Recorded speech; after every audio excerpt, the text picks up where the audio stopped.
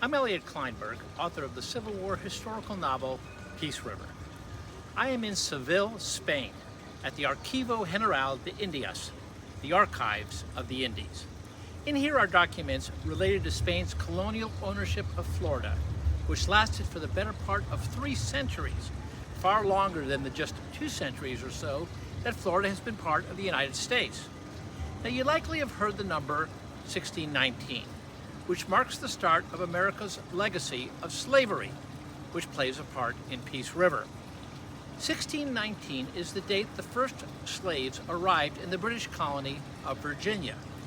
But it's important to note that it wasn't Virginia, but the Spanish colony of La Florida, which at various times covered a big chunk of North America, that was the first place in the continent where Europeans used African slaves, and nearly a century before 1619.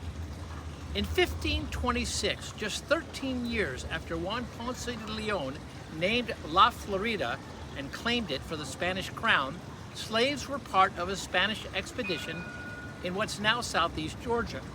In 1539, Hernando de Soto would bring dozens of slaves and free blacks when he landed somewhere near Tampa Bay. And when St. Augustine was founded in 1565, it had both free and enslaved blacks. In 1763, Florida became part of England, which set up large plantations with as many as 8,000 enslaved Africans brought from the Carolinas. The 2-decade stretch of British rule happened to coincide with the American Revolution. England gave Florida back to Spain in 1783, but America got it in 1819. Outside the United States, the old European powers were beginning to outlaw slavery. But that wasn't the case for the Americans, especially in the South.